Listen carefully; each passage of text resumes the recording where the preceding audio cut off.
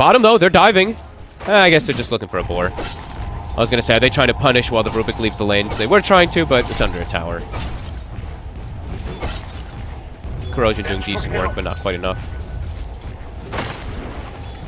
This is really good start here for PSG.LGD. I mean, the AM is free farming in the lane versus Beastmaster. Mars is slowing down the Morphling. And Ember is holding his own versus the Last Strike. So, a much better start in comparison to the last game. And definitely a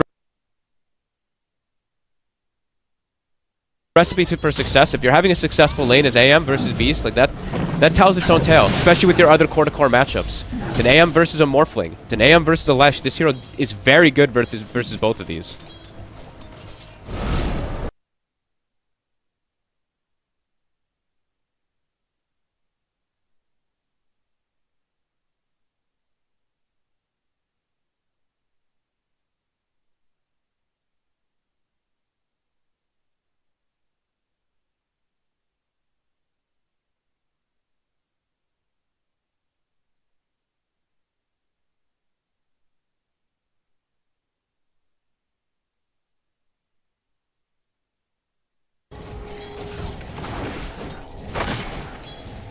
Both mids getting very low here, Quinn. Oh my god, I mean, they're so crazy, the two of these, playing around like a fairy fire. I'm surprised Nothing to Say didn't bring out like a raindrop to at least tank some of these spells. Just playing it super low. Very low. I mean, he knows he can, yeah. Tofu's still showing bottom, so there's no chance of being surprised by rotation. Quinn could even die himself here. There's actually a mango that Nothing to Say brings. These slight spams, it's actually doing way more than the lightning spam because the flame guard's active. Tofu, I think they're probably calling Tofu, go check bottom room. He's going over. Yeah, he's got to go over. They can't let the Zemba get the power in. If Nothing to Say is able to get the power in, he can go for kills. He's also going to have to back up himself from Why You Smile.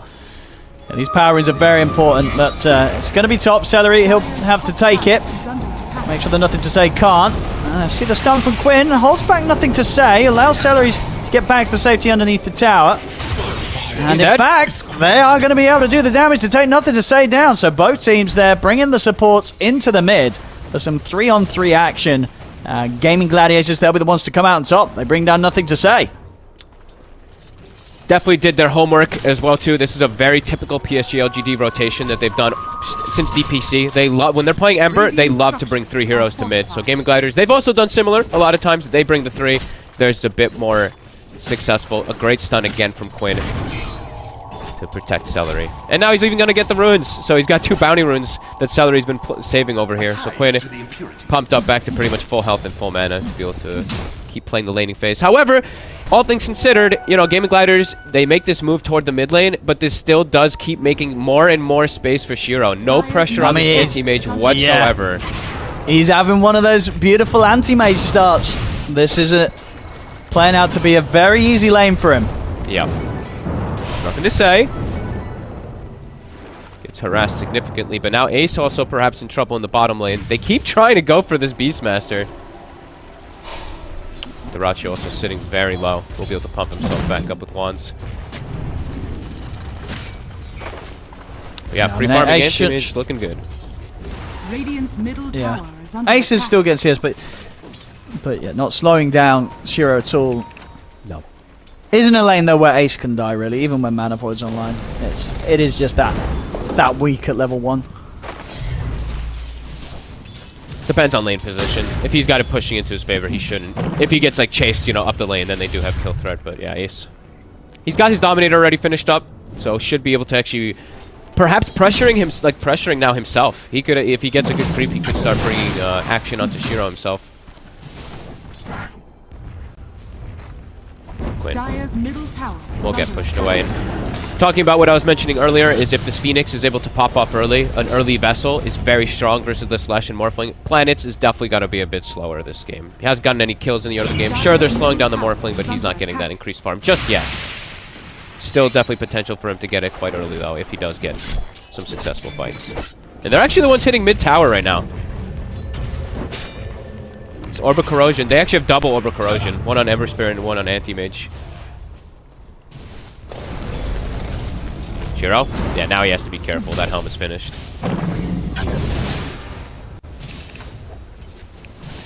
How's the stacks looking? It looks like Planet. He's actually only stacking the hard camp, not stacking the Ancients as well.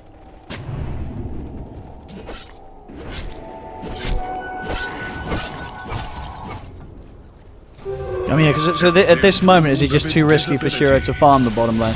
Yeah, I think you actually can just end up dying to like the Roar combo and stuff like that. It can be pretty intimidating how much physical damage they do.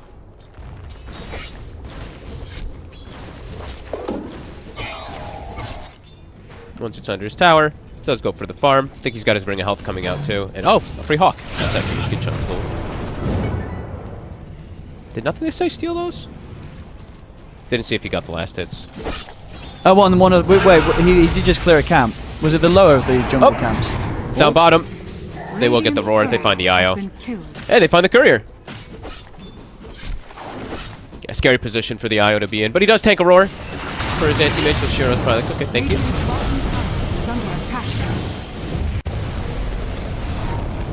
See, they're trying to go for Quinn here. I mean, they want to get this 10-minute power in, but Nothing to Say is committed. He's got big back void. with Shiro. Shiro with a big mana void will allow him to take down Quinn. They do still lose Nothing to Say, so a trade of both of the mid's lives. I like that early move. This is something that, you don't see anti-mage too often, but when you're playing versus either, it's pretty much just 3 heroes. It's like Storm, Lesh, and look at this bottom. You can make early moves. Yeah, bottom tower. I mean, Old Lemon's TP'd in. Maybe see if they can set up onto Ace. Oh, but he's kind of getting slowed down by all the summons of Ace, but indeed with the mana burn and Shiro blocking him off, should allow L11 to close the gap, and won't even need to use the arena here. Spirit alone will be enough if they set up for another kill. Unfortunately, Shiro won't get the last hit on it, but still more action that Shiro's getting involved in. So we'll stay at the top net worth, and this game, compared to last game, without doubt, should be able to get a good time to battle for you. Mid, Quinn and Tofu there with the outplay. As Nothing to Say, going for a bit of a dive. He wanted to take down Tofu, but I mean that is a painful death there for the mid Ember. That's his 3rd one already. Nothing to Say. He is struggling in this series. I mean, Quinn bringing it to him in both games. Yeah, that is. Yeah, you can't be dying like that. That's going to feel very bad for the team's sort of overall momentum. And yeah, Quinn. More glory for him as he'll start to get quite far ahead of Nothing to Say now, but over 1,000 gold difference between the two mids here. Already 11 minutes.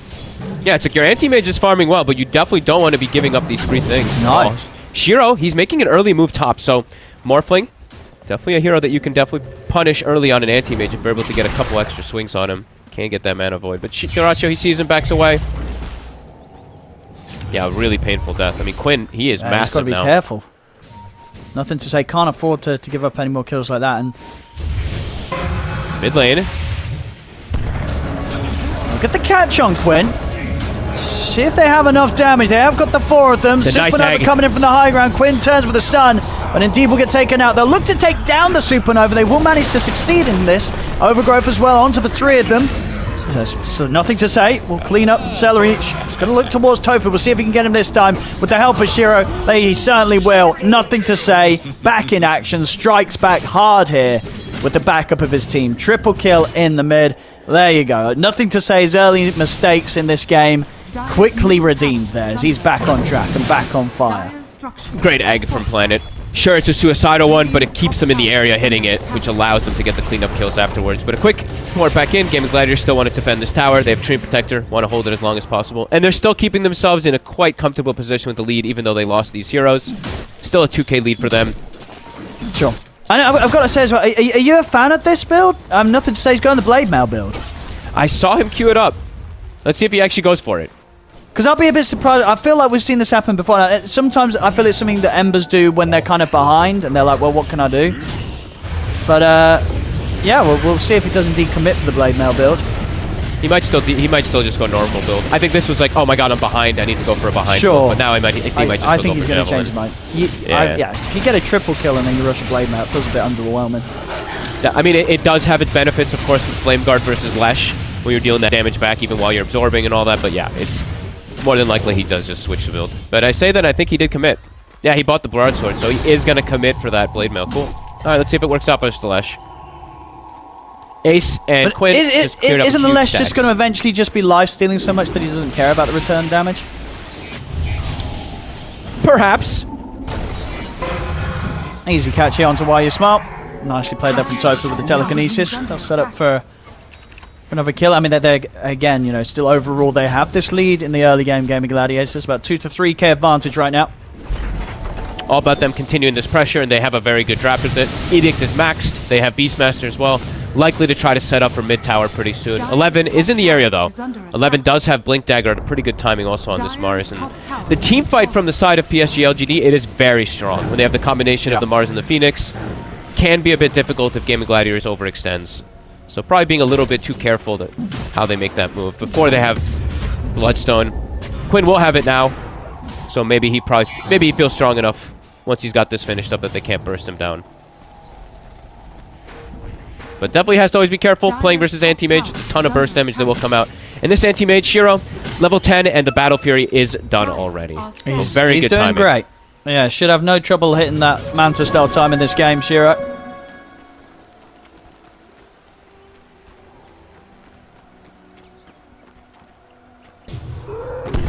Bottom? It's bottom. They relocate. But look at the team. It's going to be a full team coming in with the TPs. As they know that they're going to try and play aggressive with this relocate. The Overgrowth's going to catch Nothing to Say. Nothing to Say gets killed. As a great response there from Gaimin Gladiators. They knew that that arena play was going to be backed up by a relocate. Literally the whole team TP'd down there to make sure that PSG.LGD didn't get any action from that. And they catch, I mean, Nothing to Say. Sleeping a little bit, not getting a remnant off or anything like that. Just gets caught by the tree root, which you can sometimes play around. Just sees the animation, but still gets punished by it. Great reaction. Gaimin Gladiators not looking to give up anything in this early game. They're playing versus AM. They know they want to take every single battle that comes to them. And in the meanwhile, also continuing to heal up mid-tower almost. I mean, not to full, but it's back up to half HP already. Put some pressure onto PSG.LGD's tier 1 as well themselves. Big timings for Gaimin Gladiators. Bloodstone plus Helma the Overlord is finished. They're looking for any battle they can get. Rather difficult for PSG.LGD's heroes to sort of hold this off, you know, whilst AM's farming. Oh my, are they going to be able to just force a Roche too? I mean, Mars ult is down, Phoenix ult is down. This is the chance for Gaimin Gladiators. And they know that Anti-Mage ain't showing up anytime soon unless it's kind of for a cleanup job. Yeah, they go straight into the pit. And look at this, I mean, Tofu with the Stolen Tether is actually doing some pretty good work. Quinn is just full mana. Just popping him with Arcane Boots. Look at that. I mean, this is a pretty big move here. Straight into Roche. They get the Aegis. Quinn. He's going to have that ready for the push. They will indeed catch Terraccio. So Shiro, I mean, his game continues to still be very, very good. He's top net worth. So Gaimin Gladiators get the Aegis, but overall, Shiro is still in a good spot to carry this game. Yeah, just needs to have his cores not die as much. In particular, Nothing to Say. You know, he's still got 4 deaths on this Ember. His game isn't bad by any means, but they want to be able to at least tank a bit of brunt of spell so that this AM can actually play his game and join in toward these fights. So sure. Yeah. And he's got his blade mail done now, so we'll see how much of an issue that will be for Gaimin Gladiators in the fight whilst they, you know, when they do try and kill this Ember, if they're able to get this sort of locked down with the Overgrowth. And build-wise, we'll go back for the Maelstrom, of course, after the blade mail. Okay, still wanting some type of damage. I thought maybe he might still change it, but I think there could be some chances where he even goes like BKB or something like more defensive, because the game is starting to become all about anti-mage very quickly for the side of PSG. It is, yeah. As long as Shiro can kind of get this Manta timing and can play the fights nicely with obviously Why You Smile, bringing him into the right spots at the right time. He can still do a whole lot, despite the fact that overall his team is falling far behind. 3k, 4k lead. Gaimin Gladiators still doing their best to just continue to push this advantage and not allow the game to get to a point where this anti-mage is going to be able to pop off big time. Yeah, this Aegis is a really good thing for Gaimin Gladiators to push that advantage and slow down the progression of the anti-mage and kind of close the map and perhaps even win the next few fights, because, you know, Lesh, even if he gets caught by AM, could just turn the fight because of Aegis. They're going to look for Terraccio. They'll be off the mark there with the Blink Spear. Old 11 not quite able to get the catch on him. Overgrowth's onto Nothing to Say. It's done to follow up with the blade mail's out. So we'll see if they... I don't think they care at all. It does nothing. I don't think they care about this blade mail fogged. I don't think know it does about anything. Like, we saw Quinn, he just unleashed all his spells. He didn't care about any sort of damage going back his way because he's just life-stealing so much. They kill off Planet and Old 11. So not the move there that PSG.LGD needed to be making, as Gaimin Gladiators just get some easy kills handed to them in their own triangle. Duracho stays alive. Top lane, we'll see Shiro and he's just gonna walk. He's gonna walk while you smile down. I mean, he's definitely been able to stand his ground against these two. While you smile is gonna get taken out. Quinn, he's definitely the one that's more out of control right now. This Lesh certainly a problem. And he's literally just gonna edict the tier 2 as well. There's no glyph. This tower might just drop. This Aegis is phenomenal for Quinn. He can play so aggressive. Bloodstone heals up, and yeah, you know what? This Blade Mail doesn't feel like it's going to be that effective. I mean, nothing to say. He's trying it out, but clearly saw how much he heals right through it. And yeah, tier 2 drops. Map quickly shrinking it. Yeah, it feels like it's going to be Shiro versus the world. It really is. This anti-mage has a lot of weight on their shoulders. Manta's pretty much done, but it is indeed coming at a point where so much of the map is being lost here to this power that...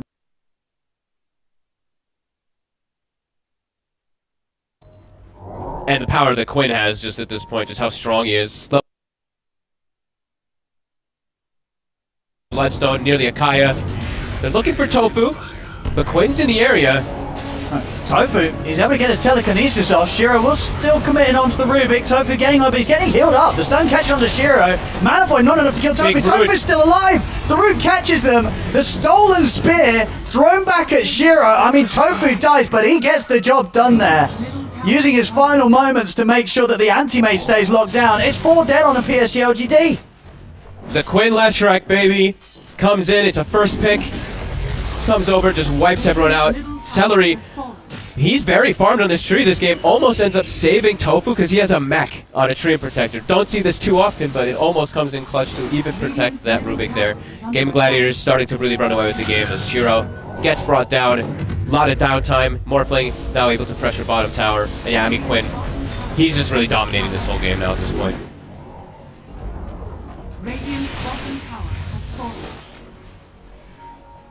Well, that was, one of those moments when, when the anti-mage turns up, and still ends up dying alongside the rest of the team.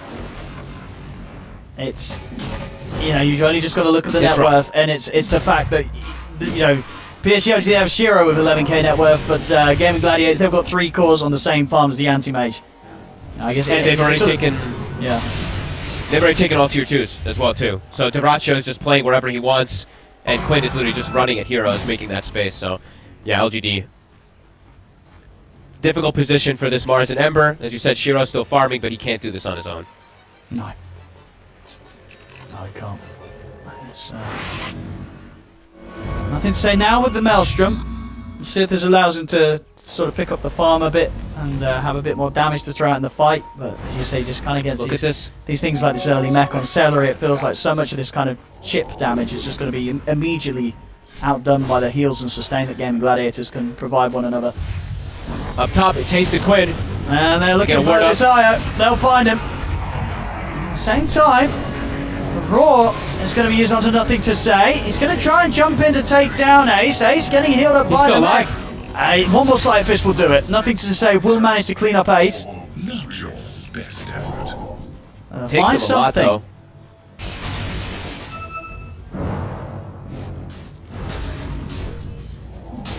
Look at Quinn already reading the move perhaps here from the anti-mage, going to swing toward the jungle. That Gaimin Gladiators constricting the map very nicely. Shiro, as we said, still keeping up in that net worth, but needs a lot more to be able to man fight versus this Morphling and Lesh with all this control that there is. Has Manta, of course, for that root, but still just so many different forms to be able to catch this AM. And he just doesn't have the damage to deal with Quinn. Not just yet. No, I think killing Quinn is very, very difficult. If he's able to farm the Scotty, it is a very good Scotty game versus Morph and Lesh. Double ranged heroes, double healing heroes as well too, so it could be really strong, but that's going to still take a lot of time. And it's not like the damage is that explosive. It still is going to be taking a little bit to bring down these heroes who are healing so much because of Bloodstones, because of mech, etc. that he has from his allies. Gaimin, 3 towers, as we said, all outer towers pushed. They're even starting to put emphasis on the high ground. Without an Aegis. They got to do something here, PSG.LGD.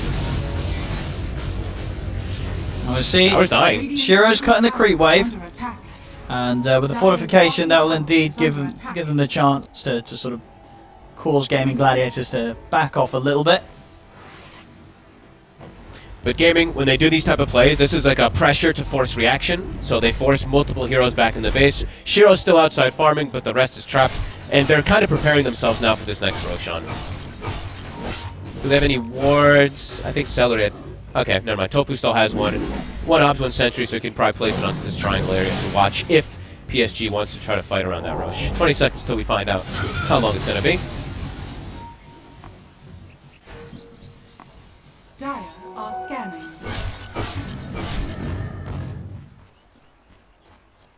The scan comes out to Gaming Gladiators. They know where Shiro is. They know he's farming in that like dangerous safe position, whatever you want to call it. He's playing on the opposing side. Celery might even plop a ward down in their own triangle just to try to catch this anti-mage when he's doing these type of split farms. They'll just send a Hawk. That's it for now. There's a push again. There's no glyph. Back onto the high ground. This Rax is going up pretty quickly there to pop a glyph now. Yeah. And Dyrachyo, this is that matchup that we talked about from way earlier. Hasn't needed to get involved much this game, but now when he does get involved, he's a Morph plus an Ember. 1 minute until that Rosh, so Gaming Gladiators just have to, for them, just swing back and forth between these two side lanes. Don't let the AM, don't let PSG.LGD get outside the map. Sure. I mean, but for PSG.LGD, right, they have to go for the Rosh fight. They have to. They absolutely have to. And they have got they've got a combo to play with, but obviously being 13k down, even if you land your spells correctly, you may not win the fight when you're this far behind. Yeah. It's also, Planet has 0 Vessel charges, and they already have multiple Dispel functions. BKB finished on the Lash, BKB and Manta finished on the Morphling, so even if he gets Vessel charge, it's likely answered from the side of Gaming Gladiators. Oh. They get the lift. Shiro. They get the lift into the Raw. See ya. They've got him. Is Shiro dead for 50 seconds, grabbed there at the front of the fight. I guess was not prepared that the Gaming Gladiators hadn't really backed off. They were still in the area. He steps out at the base and just immediately dead. Does not expect to get lifted. I mean, you have to be very careful. One stun catches. And there's the lift again. Tofu. Another quick catch and setup there. He's had a great series on the Rubik here, Tofu. That might just be it. I mean, these are two immense kills. Rax is being brought down. Top is still available. They could just run up there as well. They don't even need to wait for the Roshan. Gaming Gladiators. They're looking very, very good. Yeah, this has been a great few days of Dota 2 for Gaming Gladiators. As they're going to catch nothing to say. I mean, this is over. Yeah. Tofu. Couple to blink telekinesis just to decide the game completely. Beautiful plays, Gaming Gladiators. Oh, the here we go, Shiro's in. Last chance. He's going to get caught by the stun now after the Manta. He's going in onto Quinn, but the BKBs are all out. Shiro has to blink back.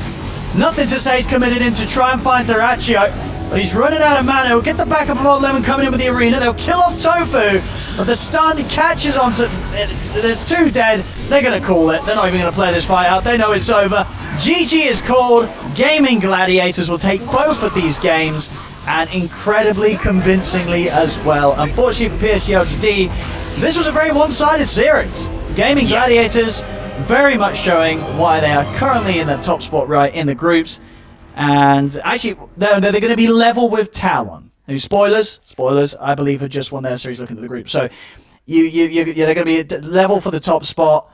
And yeah, games like this are exactly why. When they get it right, they really do.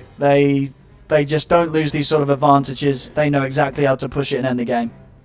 Game is very clean when they do get these advantages. Like, they make little to no mistakes. They punish. They know how to control the map perfectly and constrict the map.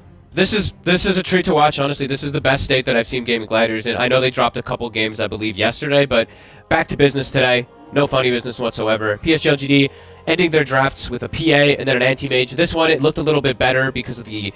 Well, overall because of the AM pick, what he's up against, but overall, they just fell apart super quick. I mean, great plays. Tofu getting these quick grabs, and overall, Quinn, it's a first pick Leshrac that just runs away with the game. Yeah, Quinn's just looking a little too good right now in these games. He is absolutely smashing it every single time. And I honestly, I don't know what you really do if you're playing against Gaimin Gladiators when you're trying to target Quinn's hero pool. It feels like whatever